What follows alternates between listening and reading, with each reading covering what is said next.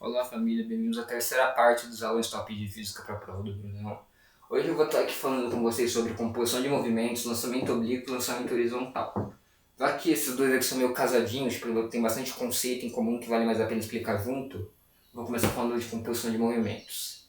Seguinte, imaginemos por um momento aqui um chão S, uma esteira E, uma pessoinha P.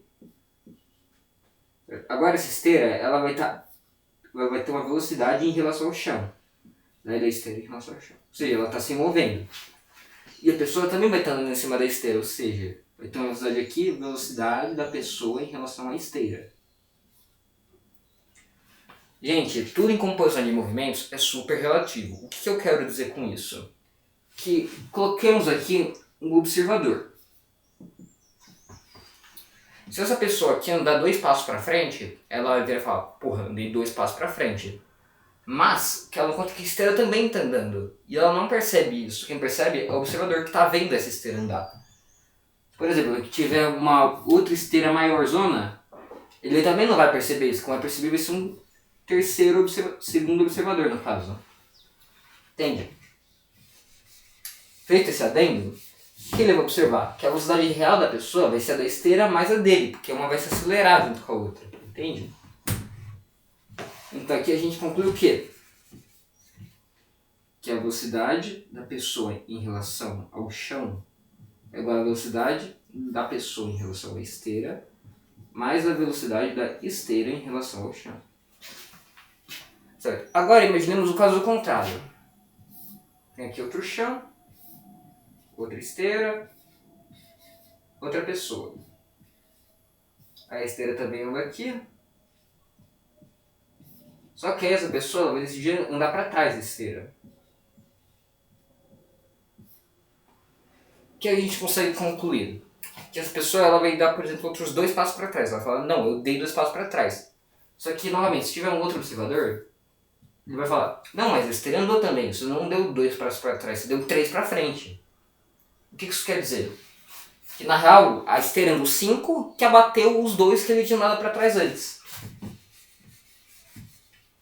E com isso a gente consegue concluir o quê? Que a velocidade da pessoa em relação ao chão é igual à velocidade da pessoa em relação à esteira, mais menos, no caso, a velocidade da esteira em relação ao chão. Certo? Agora a gente consegue meio que deduzir uma fórmula a partir desses dois, que é o quê?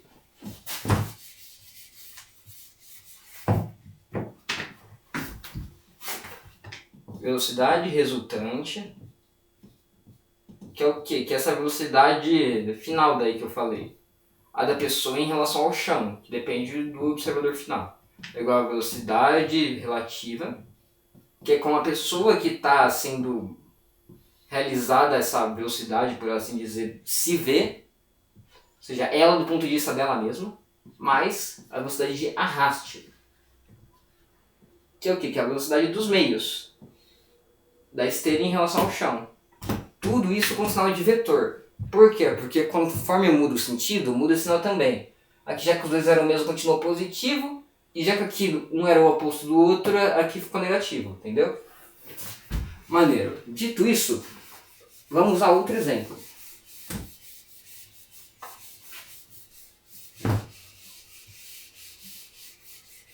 Aqui temos um córregozinho. Vai ter a correnteza, que é basicamente a velocidade da água em relação à terra. Aqui, água, terra. Vai ter um barquinho. Só que aí o lance é que o barquinho está numa posição aqui. Ele quer cruzar o outro lado do rio exatamente no mesmo lugar que ele está. Só que, bom, do outro lado. Pra gente fazer isso, se vocês acham que a gente vai ter que fazer um movimento pra cá, pra ele vir para aqui, não. Por quê? Porque se a gente fizer a composição desses dois movimentos, eu tenho aqui ó, que é a velocidade do barco em relação à água, que é a velocidade relativa, mais a velocidade da água em relação à terra, que é a velocidade de arraste, é igual a velocidade do barco em relação à terra, que é a velocidade resultante. Ou seja, se ele vir para cá, ele na real vai acabar parando aqui. Porque no que ele for indo para frente, a correnteza vai puxar ele para o lado. Para a gente conseguir mandar ele para cá, a gente tem que fazer o quê? Bom, essa força que a gente vai ter que mandar ele tem que ser para cá. Porque aqui, ó, feito aqui, velocidade do barco em relação à água. Opa. Velocidade da água em relação à terra. E aqui, ó, a velocidade resultante, velocidade do barco em relação à terra. Vai ter saído para frente. Por que isso acontece? Primeiro, vamos decompor, no caso, esse vetorzinho daqui. O vetor da velocidade do barco em relação à água. Aqui, velocidade do barco em relação à água. Aqui, ó, vamos decompor num eixo vertical. Velocidade do barco em relação à água y. E num horizontal. Velocidade do barco em relação à água x. Agora, a gente pode meio que fazer uma equivalência. Que é o que? A gente pode substituir esse vetor por esses dois aqui. A gente coloca aqui, ó. Velocidade do barco em relação à água y. A velocidade do barco em relação à água y. Opa, aqui é x. Não. E aqui, ó, isso daqui é basicamente o quê? Esse daqui, esse vetorzinho daqui. Aí a gente só soma esse daqui. Que é a velocidade da água em relação à terra. Opa, tá vendo que esses dois aqui têm o mesmo módulo, mas sentidos opostos? O que vai acontecer? Um vai cancelar com o outro. Ou seja, só vai sobrar esse daqui, que é a velocidade resultante. Entendeu? Maneiro, né? De composição de movimentos, acho que é só isso que a gente tem que falar. Ah, não, mentira. Tem mais um último negócio. Que é a velocidade relativa. Imaginemos aqui um chãozinho. Dessa vez eu não vou dar nome. Corpo A. Corpo B.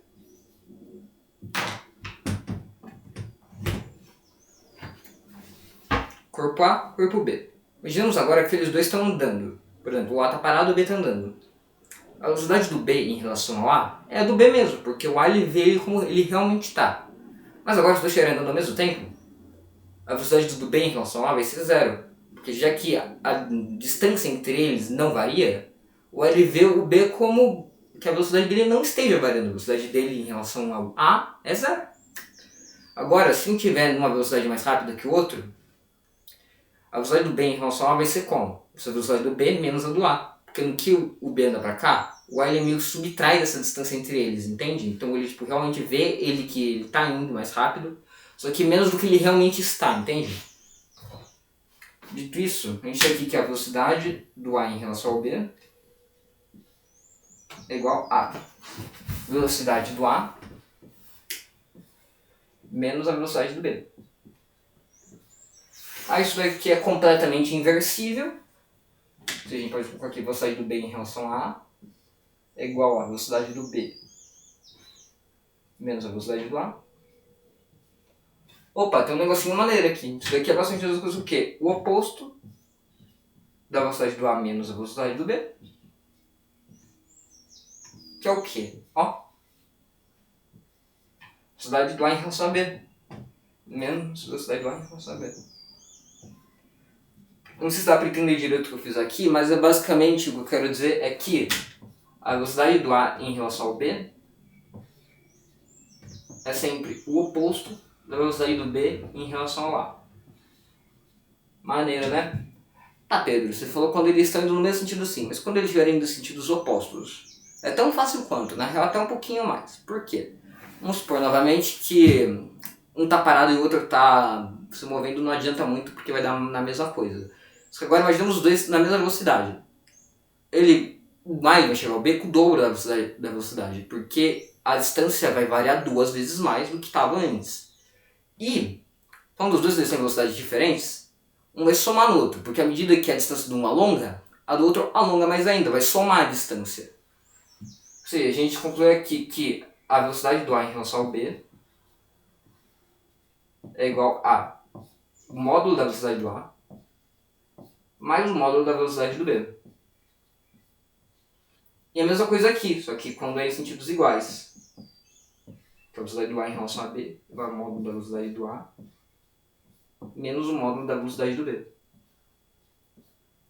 Só lembrando, gente, isso daqui quando está em sentidos opostos, quando um está indo contra o outro, por assim dizer, e outro em sentidos iguais, quando os dois estão indo na mesma direção. E sobre composto de movimentos é isso, galera. Agora vamos para o lançamento oblíquo. Novamente, imaginamos um chão, de novo eu não vou dar nome, um objetozinho. O lance do lançamento oblíquo é que esse objeto vai ser lançado com uma velocidade inicial v0, com um ângulo θ. Esse objeto ele vai realizar uma trajetória de parábola. Ele vai subir, estabilizar e uma hora ele vai cair. Isso a gente já pode meio que fazer o quê? Fazer um gráfico da posição dele. Ou seja, aqui, posição, tem uma parabolazinha, legal, né? Só que agora o lance, aqui tem uma distância entre o ponto inicial e o final e uma altura máxima que o objeto chegou a atingir. Aqui, altura máxima. Agora, para a gente conseguir calcular isso daqui, a gente vai ter que novamente decompor essa velocidade. A gente vai separar isso aqui em dois eixos. Um eixo horizontal x e um eixo vertical y. A gente vai decompor aqui V0 em um V0y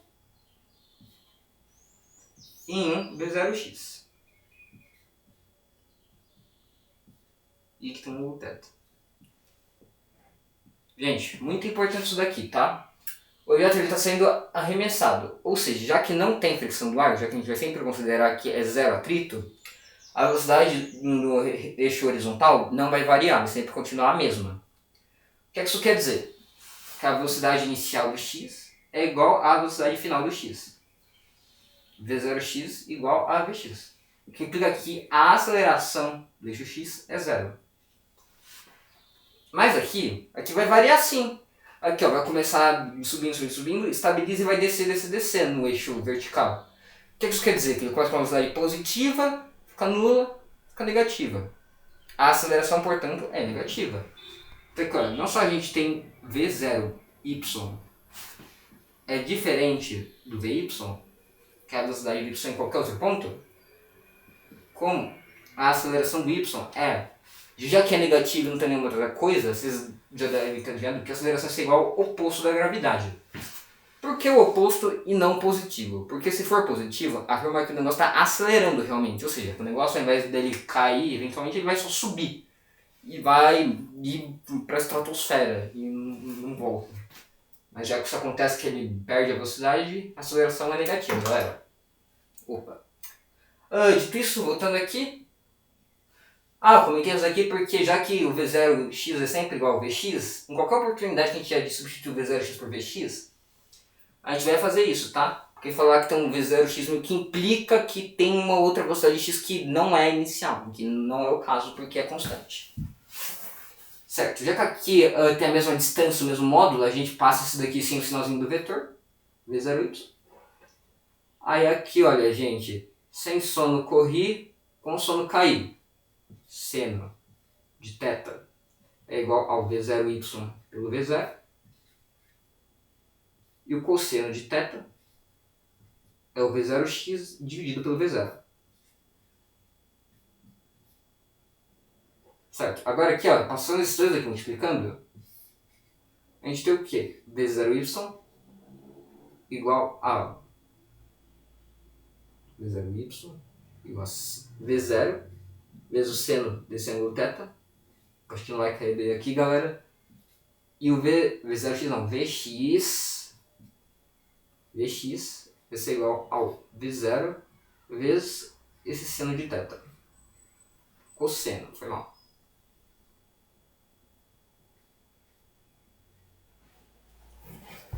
Passar isso daqui tudo pra cá. Aqui, V0y igual ao V0 vezes o seno e o Vx igual ao V0 vezes o cosseno.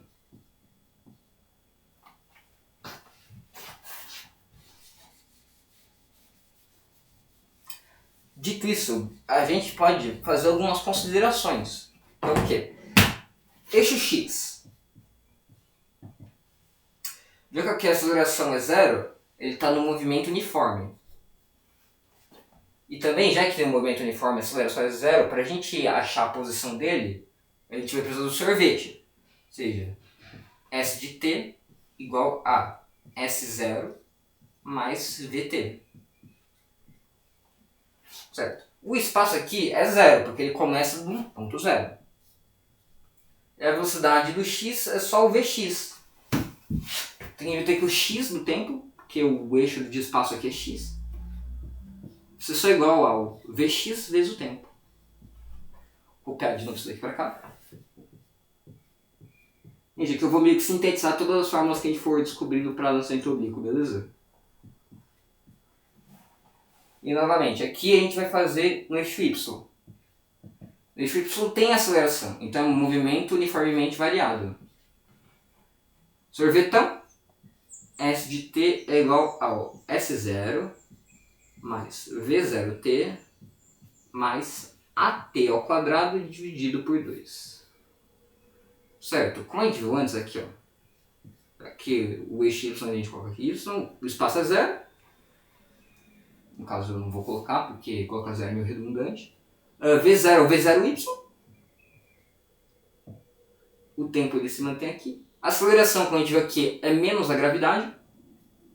Menos gravidade. Vezes o tempo ao quadrado dividido por 2. E, já que o movimento aqui é uniformemente variado, a gente também pode fazer o quê? A função horária da velocidade, não só da posição. Isso aqui, a velocidade de y em relação ao tempo, isso é igual ao V0, no caso V0y, mais a aceleração vezes o tempo. Só que como a gente já viu aqui, a aceleração é o oposto da gravidade, então aqui eu só vou colocar menos g. E é isso, essas são as duas fórmulas para o eixo y. Y do tempo é igual ao V0y vezes o tempo, menos a gravidade vezes o tempo ao quadrado. Velocidade y de t igual ao V0y menos gt.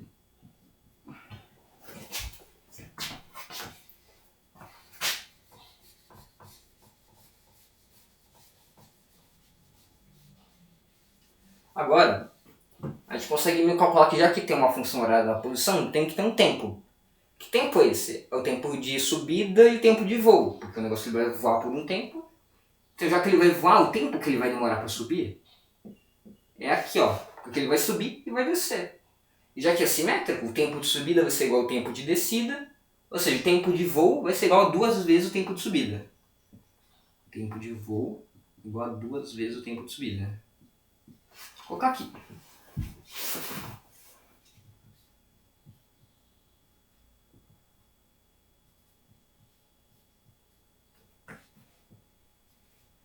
Agora, para a gente descobrir o tempo de subida, a gente só tem que chegar numa consideração bem rápida, que é o quê? Tempo de subida é no ponto em que a velocidade de y é igual a zero. Ou seja, a velocidade de y no tempo de subida é igual a zero. Isso a gente só iguala a zero aqui. Zero é igual ao V0y vezes o V0y menos a gravidade vezes o tempo de subida. A gente passa isso daqui subtraindo, no caso somando, foi mal. Gravidade vezes o tempo de subida é igual ao V0y. A gente vai passar isso daqui dividindo. V tempo de subida é igual ao V0y pela gravidade. Certo? Faz aqui.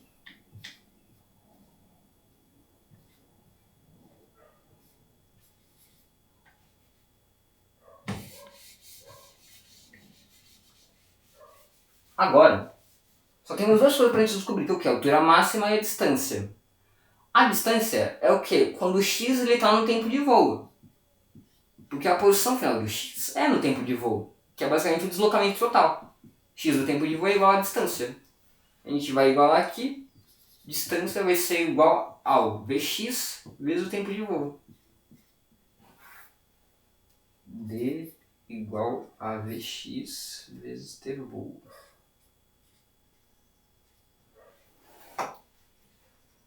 Certo. Agora, para achar a altura máxima, a gente tem que ter uma outra consideração que é um pouquinho mais difícil de perceber. Gente, a altura máxima é supondo que o ΔF de y esse é igual à altura máxima. Tal que a velocidade de y esse é igual a zero. Gente, que fórmula que a gente conhece que relaciona o ΔS com a velocidade? Torricelli. Ou seja, v quadrado é igual ao v0 quadrado mais 2a ΔS. A velocidade aqui, como a gente já viu, é zero. A velocidade inicial v0y, que é o quadrado, mais 2a, no caso menos 2 vezes a gravidade, vezes a altura máxima, que é o ΔS. A gente vai passar isso daqui somando. 2g altura máxima é igual ao v0y ao quadrado. A gente vai passar isso daqui dividindo. A altura máxima acaba sendo igual ao v0y ao quadrado dividido por 2 vezes a gravidade. Vou colocar aqui.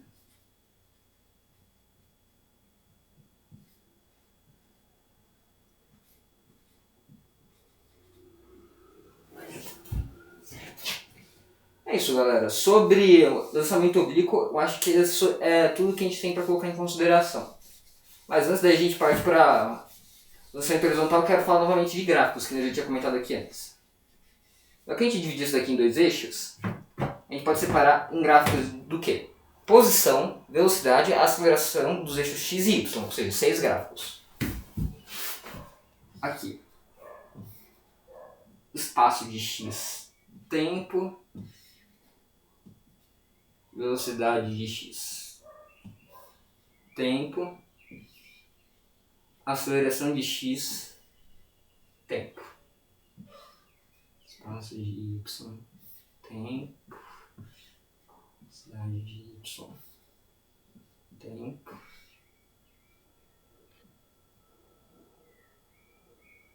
Vou fazer um negócio aqui que vai meio que dando spoiler.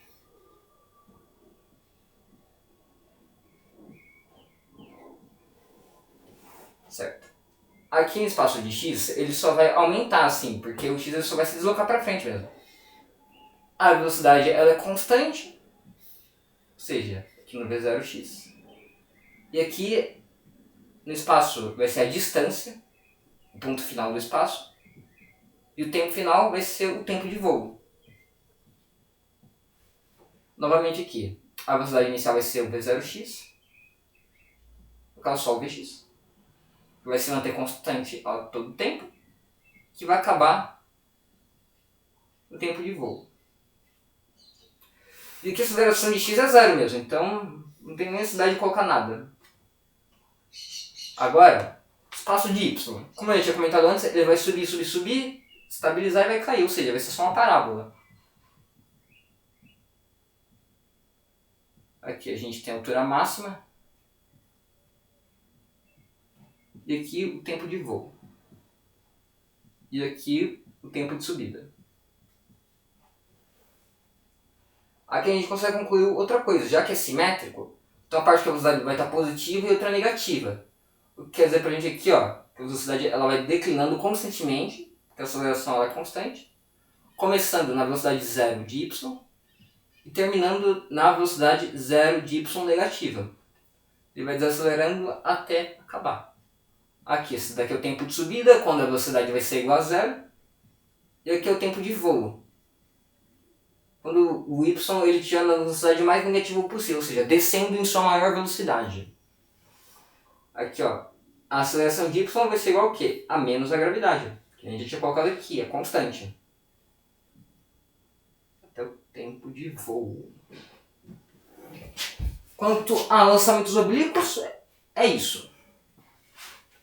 Eu sei que é bastante fórmula, que é bem complicadinha, e é por isso mesmo que eu decidi deduzir todas ao invés de só comentar uma direto assim.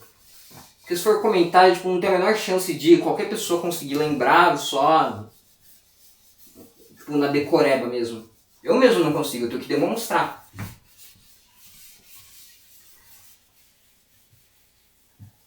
Agora, lançamento horizontal.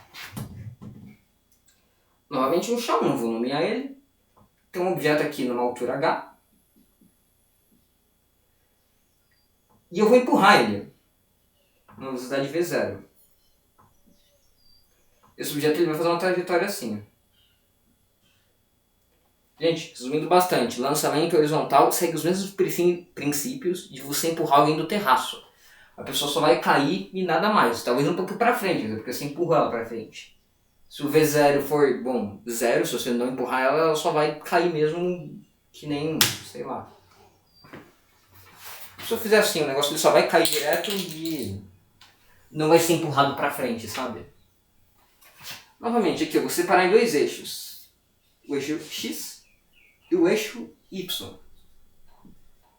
Aí, ó, agora vocês devem estar um pouco surpresos. Por que no outro eixo Y era para cima e no outro era para baixo? Parece ser um negócio meio, desculpa que eu tô arranjando, mas na real é bem simples. Porque no outro Y ele subia. Não tem muito sentido colocar o Y para baixo, sendo que o negócio ele vai subir. Ele sobe e depois ele desce. Não tem sentido colocar ele descendo para... No ponto de vista do eixo, ele descer para depois subir de novo. Não tem sentido. Aqui ele só vai descer mesmo, então não tem por que eu colocar para cima, entende? Dito isso, aqui saem os mesmos princípios. No eixo X, a gente vai ter um movimento uniforme. E no eixo Y, a gente vai ter um movimento uniformemente variado. Dito isso, eu só vou fazer as funções horárias da posição mesmo, certo? Aqui, ó. Sorvete. S0 mais o T. Aqui o espaço novamente é zero. Gente, o V0 ele está completamente no eixo X. O que quer dizer o quê? Que a gente não tem que fazer decomposição. O V0 ele é o V0x. Isso aqui, V0 vezes o tempo. Que no caso, já que ele é constante a todo momento, aqui eu vou só colocar V. Não, vou colocar V0 mesmo, que depois vocês vão entender. No caso aqui, do eixo X. E aqui, ó, no eixo Y, o que a gente tem? Aqui, ó, sorvetão, S de T igual a S0 mais V0T mais a T quadrado dividido por 2. Certo, aqui substituindo por Y. Tempo inicial 0 vai ser o 0 mesmo. Não vou colocar nada. E o V0 vai ser o V0Y. Para que é só V0 aqui é V0Y? Para aqui no X novamente vai ser uma T constante porque é um movimento uniforme. Aqui que é uniformemente variado, não vai ter só o V0Y, vai ter eventualmente um VY em algum momento do tempo. Tanto que depois eu vou fazer a função horária da velocidade. Isso aqui, V0Y vezes o tempo. Aqui, como eu falei, já que aqui está para baixo, a gravidade ela só vai fazer trabalho positivo. O que eu quero dizer? Não tem por que eu colocar a gravidade negativa sendo que o negócio não vai subir. Vou só colocar aqui que o negócio desacelera. Mais a gravidade vezes o tempo ao quadrado dividido por 2. E aqui na velocidade, está aqui, V de t igual a V0 mais a t. Como o Brunão fala, voa Tafarel. Aqui, V de y do tempo é igual ao V0. No caso aqui, o V0 ele é só do zero mesmo. O que quer dizer pra gente um negócio que, por pura falta de atenção, eu fiz de bosta aqui. Que não tem necessidade de eu colocar o V0y, já que ele começa com velocidade inicial 0. O que só vai deixar a gente com g vezes o t ao quadrado dividido por 2. Normal aí, galera, erro meu. Aqui, ó, a velocidade de y vai ser v0, mais at. A aceleração é a gravidade e o tempo ele se mantém. E disso eu vou de novo copiar aqui embaixo. X de t é igual ao v0 vezes o tempo, y de t é igual ao vt quadrado por 2, E Vy de t é igual ao g vezes o t. Certo? Agora, a gente tem uma outra consideração aqui, o que é a distância. Que ele vai ser empurrado, por assim dizer. Quer dizer pra gente o que, gente? Que o x ele vai estar no seu tempo de voo. E o tempo de voo é quando o y ele atinge a altura. Ou seja, y de altura, quando o y ele é igual ao tempo de voo. Lembrando, já que o negócio só desce, não tem um negócio de tempo de subida e tempo de descida, é só tempo de voo. Isso é igual à altura. Vamos substituir aqui tempo de voo. Altura é igual ao vt² por 2. E aqui novamente, a distância é quando o x ele for igual ao tempo de voo. Ou seja, x do tempo de voo é igual à distância. Aqui a gente substitui aqui de novo.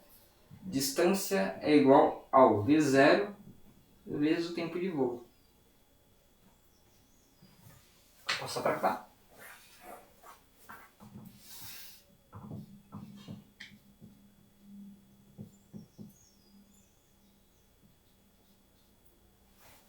Opa, aqui não.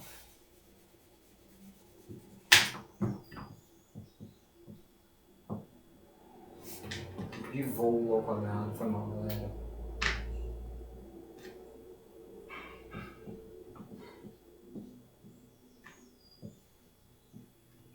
Aqui, gente, caso vocês queiram descobrir o tempo de voo, vocês podem só dividir aqui pela gravidade, dividir pela gravidade e multiplicar por 2, ou só dividir pela V0. Ou seja, eu vou colocar aqui duas alternativas para você. Tempo de voo vai ser igual a... Aqui, passa o 2 multiplicando, 2 vezes h, divide pelo g, passa a raiz. Aqui a gente só pega a distância e divide pelo v0. Tempo de voo é igual a raiz de 2 vezes a altura, dividido pela gravidade, que é igual a distância pelo v0. Daí que a distância é igual ao v0 pelo tempo de voo. Agora vamos novamente a gráficos.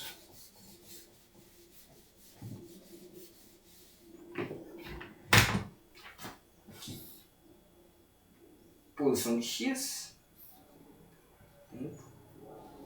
Opa, fiz muito pequeno.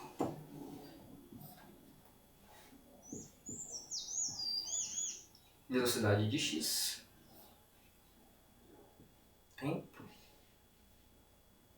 Aceleração de x. Tempo.